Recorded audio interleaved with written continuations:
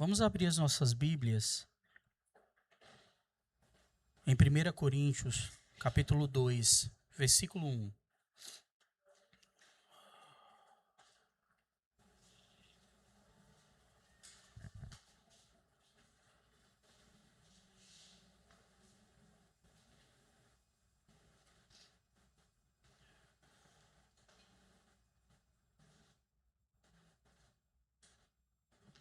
Primeira Coríntios, capítulo 2, vamos ler do verso 1 até o verso 5, que diz assim a palavra de Deus. Paulo diz à igreja de Corinto: Irmãos, quando estive com vocês, anunciando-lhes o ministério de Deus, não fiz com ostentação de linguagem ou de sabedoria.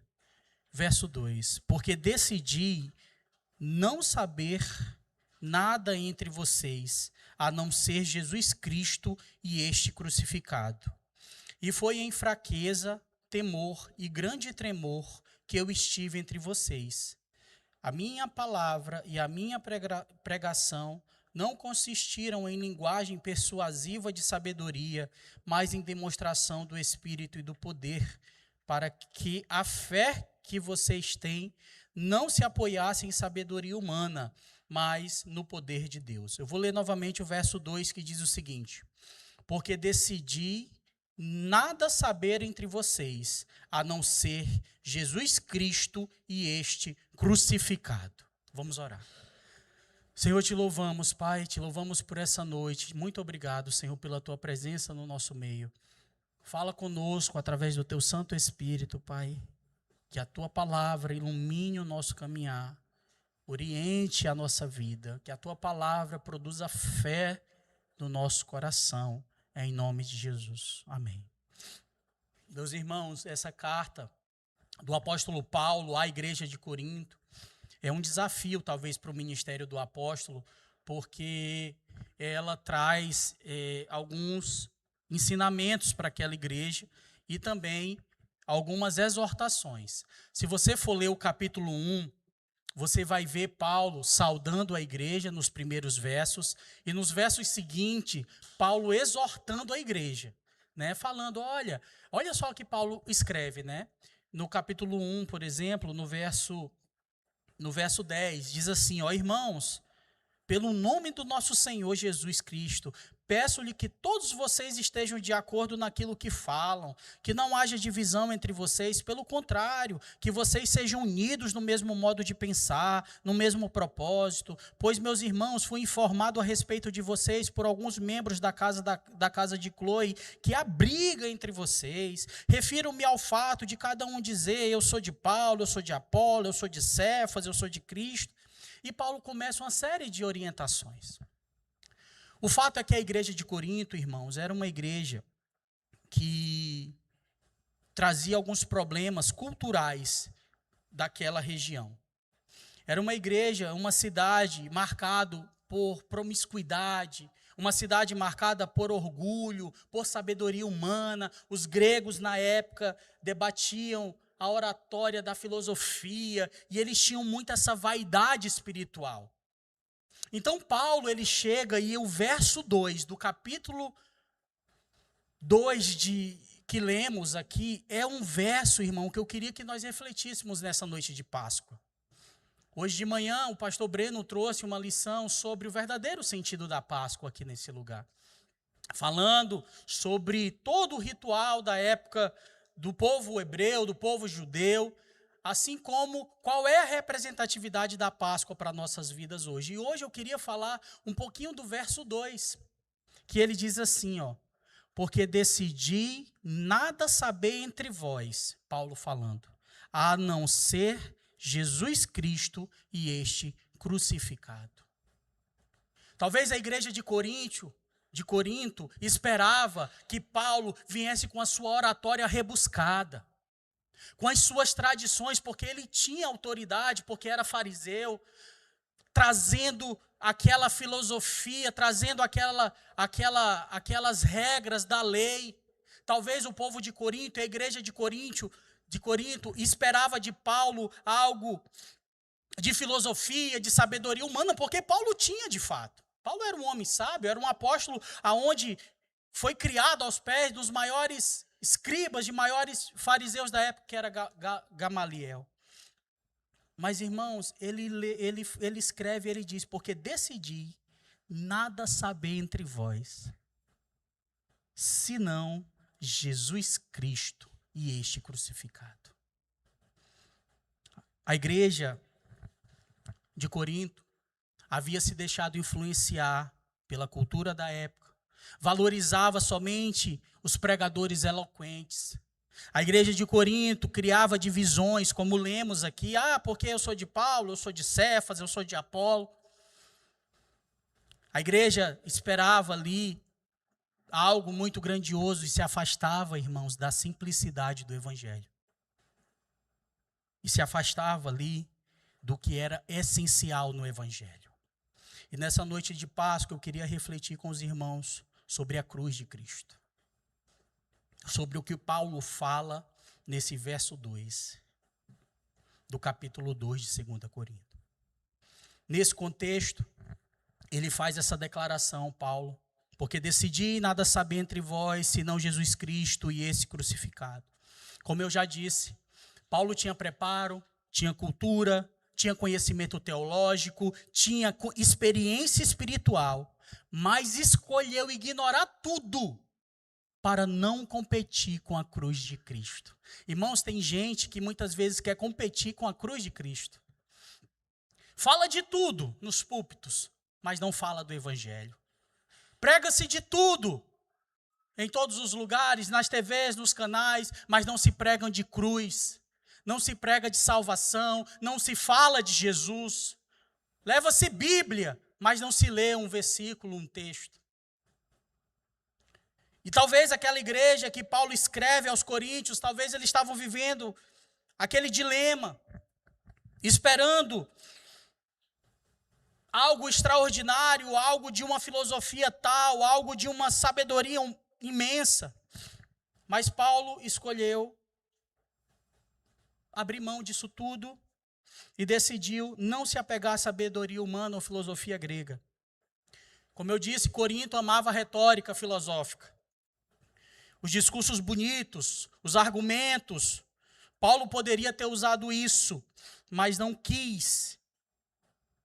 Paulo poderia ter usado a sabedoria humana, da autoexpressão, da autoafirmação, da autoexaltação, onde muitas vezes vemos assim por aí, mas Paulo não decidiu anular a cruz de Cristo. Segundo ponto que Paulo decidiu não fazer, quando ele escreve o verso 2, ele preferiu não entrar em políticas e discussões políticas e sociais. O povo judeu da época vivia uma opressão política muito grande de Roma. E eles esperavam posicionamentos, muitas vezes políticos, dessa opressão, mas Paulo não fez do púlpito um lugar dessa expressão política. Porque o evangelho, irmãos, não é uma ideologia terrena. O evangelho é algo celestial. E muitas vezes vemos proclamações políticas em púlpitos de igreja. Algo que não tem necessidade nenhuma, algo que não tem verdade nenhuma, evangelho nenhum. Paulo poderia, em terceiro lugar, usar as tradições e os debates teológicos para afagar o ego da igreja. Poderia ter impressionado, sua formação rabínica. Mas ele sabia que o fim da lei é Cristo, para a justiça de todo aquele que crê. Paulo poderia trazer suas experiências pessoais e espirituais, teve visão do céu, teve visão de um monte de coisa, mas não fez disso sua mensagem, porque a nossa fé não se apoia em sensações, não se apoia em sentimentos. E por último, Paulo decidiu não saber de técnicas de autoajuda ou moralismo.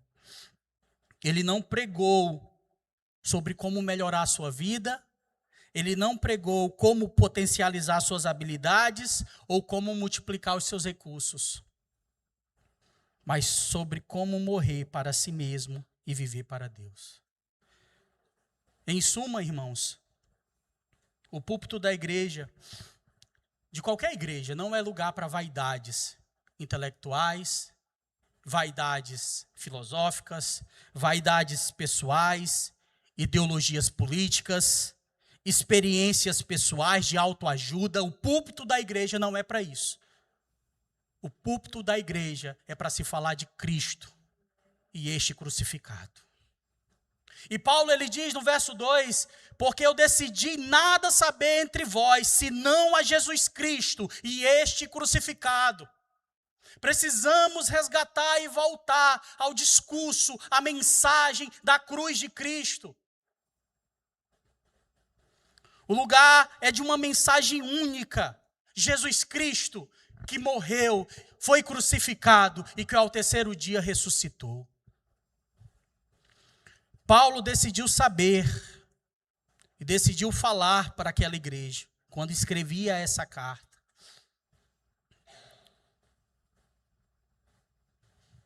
E ele diz, olha, tem tantas coisas que vocês talvez esperam, né?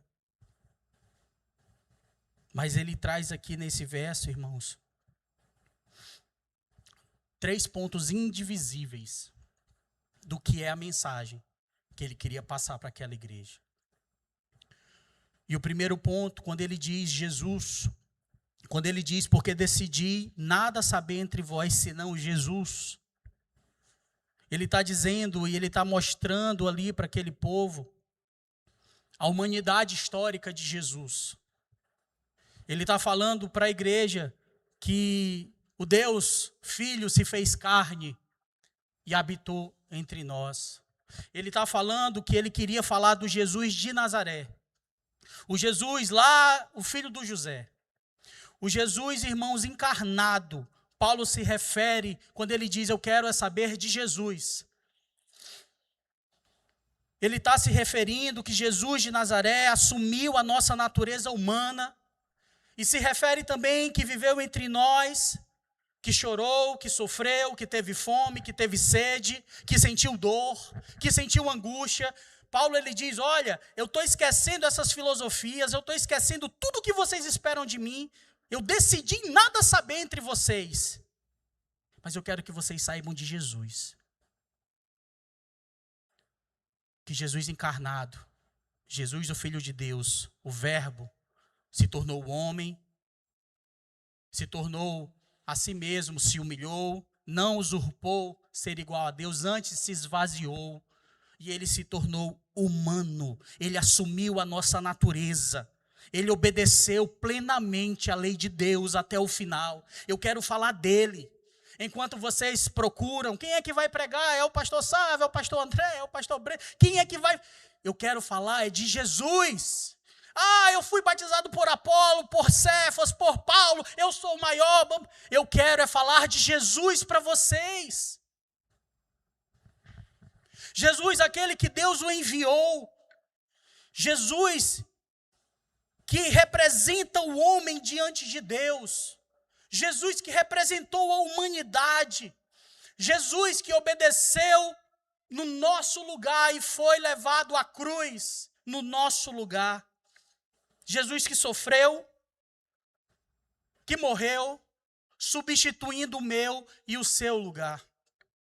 O Jesus, o nosso substituto, porque eu decidi nada saber entre vós a não ser Jesus.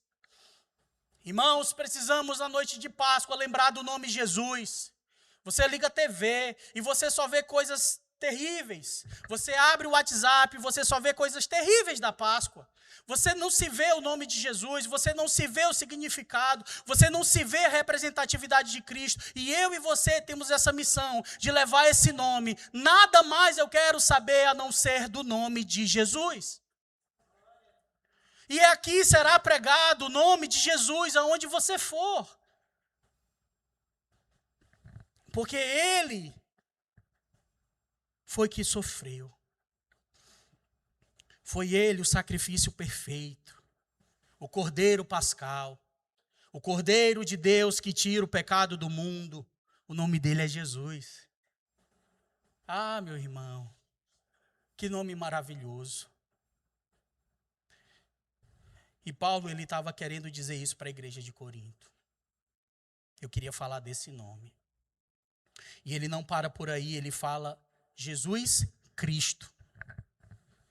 O Cristo, irmãos, ele não é um sobrenome. O Cristo, ele é um título.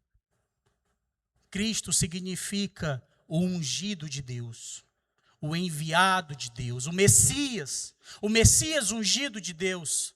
Então Paulo, ele continua na sua escrita dizendo, olha, decidi nada saber entre vós, senão a Jesus Cristo, evidenciando que Jesus é o Messias prometido, o Rei divino, o profeta anunciado, o sacerdote eterno. Porque isso importa, irmão.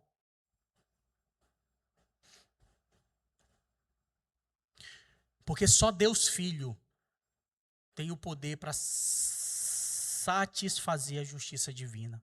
Nenhum de nós que estamos aqui, ou nenhum ser humano na face da terra, escute isso, ele tem condições de satisfazer a justiça de Deus.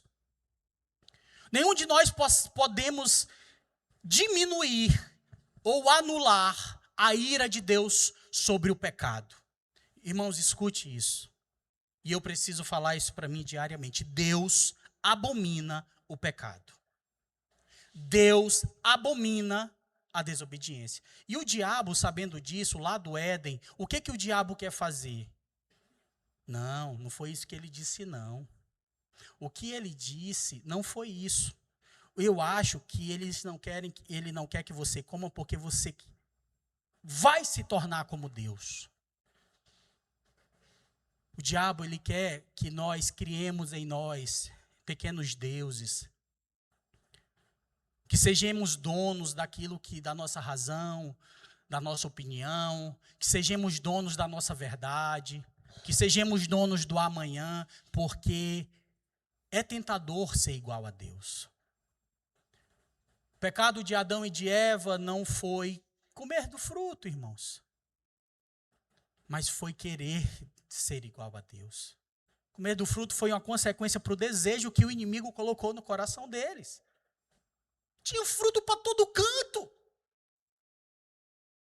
O pecado, ele é muito além do que comer daquele fruto e desobedecer, mas é o desejo de muitas vezes a gente anular o nome de Jesus Cristo nas nossas próprias escolhas, na nossa própria forma de falar, nas formas de negociarmos, nas formas de nos relacionarmos entre si.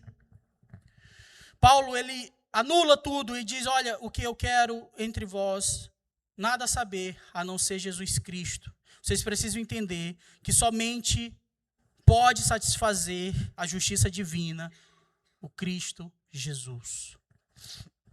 Somente Ele pôde suportar e vencer a ira de Deus. Somente Ele pode dar a vida eterna e garantir a salvação. Portanto, nessa noite, que nós lembremos que não há outro nome debaixo do céu que é dado poder para salvar a alma do pecador, a não ser Jesus Cristo. Portanto, que eu e você lembremos e saibamos que a Páscoa é o momento que celebra-se a ressurreição também de Cristo, mas também a morte e o sofrimento dele na cruz. É onde nós lembramos que não conseguimos se não for por ele. É onde nós lembramos que não há nada que eu faça que consiga diminuir ou anular a ira de Deus sobre o pecado.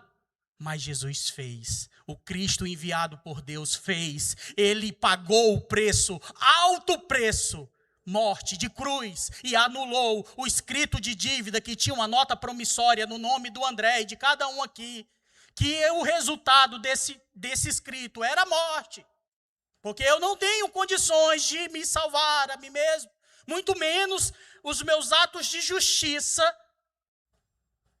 aplacar a ira de Deus sobre mim. Mas Jesus Cristo conseguiu. Mas sobre ele estão as nossas feridas, as nossas dores. Sobre ele foram lançados os nossos pecados. Sobre ele foram lançadas as nossas dívidas. E sobre ele agora há um lugar no céu para mim e para você.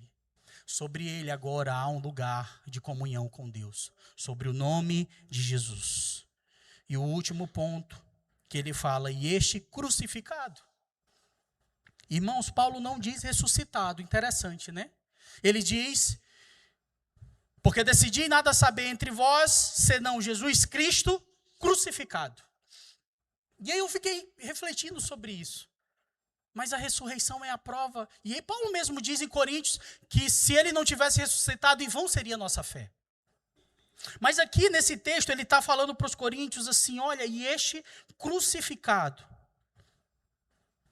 Embora que a ressurreição seja extremamente essencial, irmãos. Mas a cruz é o ponto central da missão redentora. Foi na cruz, como diz a canção, que houve a substituição. Quem lembra a história sabe que a cruz nem de Jesus era de Barrabás. E Barrabás, ele tipifica a igreja, tipifica o povo. Barrabás estava todo errado, mas ali ele foi substituído por Jesus. Não era costume soltar naquela época da Páscoa? E nós fomos substituídos. A cruz, o instrumento do madeiro, que foi maldito, Jesus se fez maldito por ser crucificado nela, ela foi o instrumento que substituiu a minha morte. Então, quando ele diz, ele crucificado, ele está querendo dizer, Cristo morreu no seu lugar. Ele substituiu a sua pena. Porque a cruz ela foi punitiva. Cristo recebeu a ira de Deus, que foi justa. E, irmãos, olhar para a cruz, as crianças representaram aqui muito bem a ressurreição, mas a cruz foi um lugar de muito sofrimento, viu? Jesus padeceu demasiado. Jesus sofreu bastante. Sentiu na carne dores. A gente não aguenta dor, né, irmão? Quando a gente está sentindo dor, dor de cabeça, toma logo um Sorridor Caf. Quando a gente tem dor em qualquer outra coisa, a gente procura um médico. A gente não gosta de sentir dor. Não há prazer na dor. Não há. Quem sente prazer na dor precisa procurar tratamento. Porque não existe. A gente procura logo ficar bem. E Jesus sentiu nas dores no seu corpo a punição da cruz sobre sua vida. E por fim, a cruz também, ela foi poderosa. Na cruz o diabo foi derrotado. Na cruz a dívida foi paga e o caminho para Deus foi aberto. Ó morte, aonde está o teu arguilhão? A morte foi anulada pela vitória.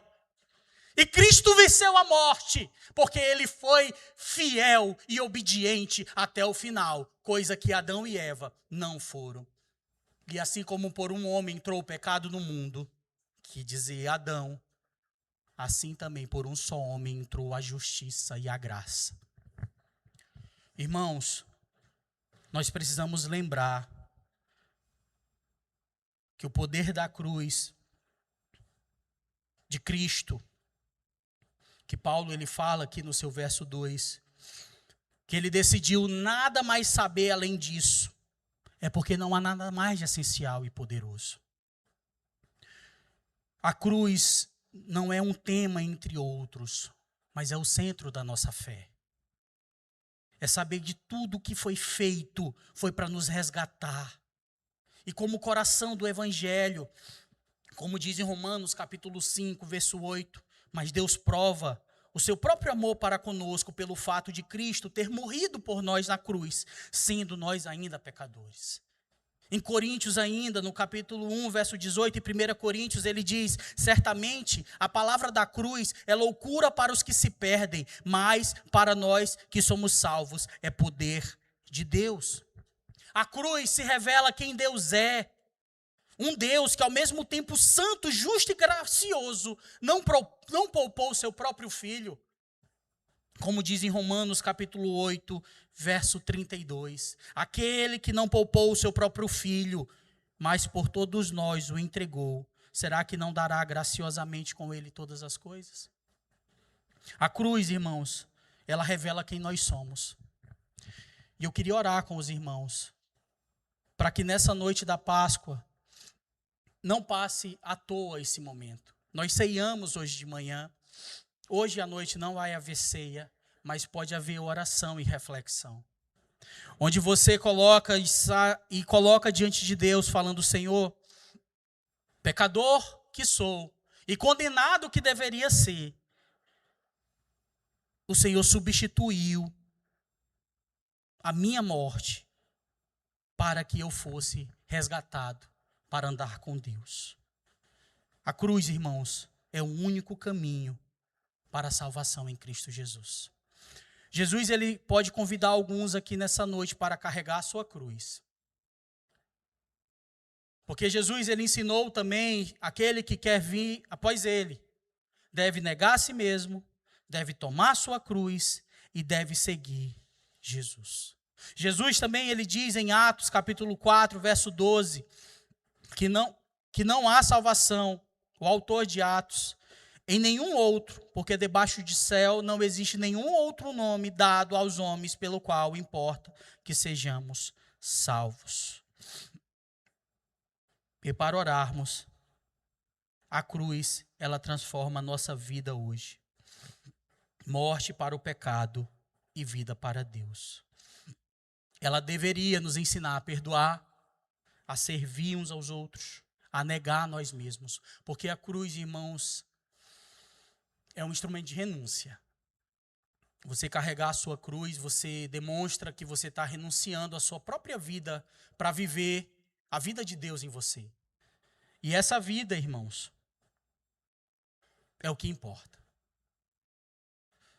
Precisamos conhecer a Cristo crucificado, não apenas como um fato histórico, mas como a nossa única âncora de salvação.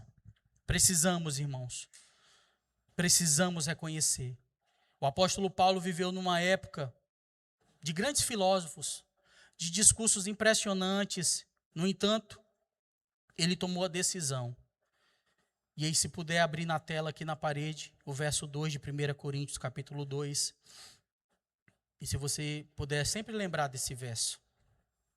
Quando você começar a ouvir um monte de coisa, como pregador ou professor da EBD, a gente precisa resistir à tentação, aquela mensagem de agradar os outros, ou aquela mensagem para impressionar as pessoas.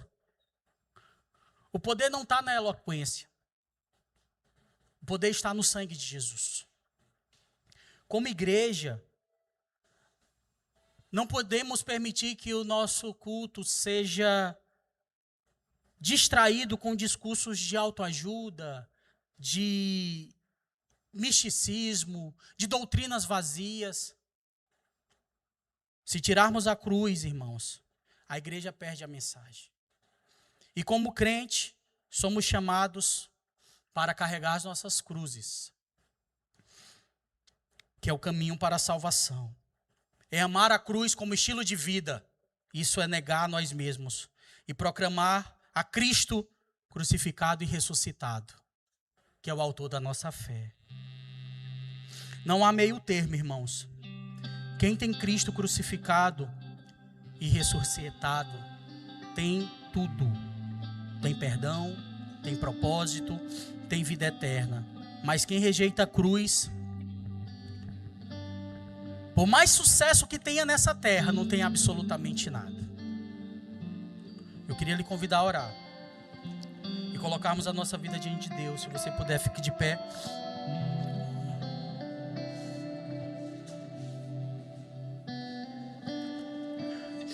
Feche os teus olhos aí no teu lugar.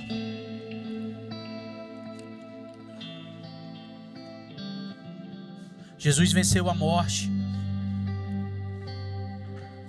Jesus venceu o inferno. O poder da morte não teve efeito sobre Jesus Cristo. Jesus vive, ele ressuscitou. Digno é o Cordeiro que foi morto, de receber o poder, a riqueza, a sabedoria, a força, a honra e a glória e o louvor.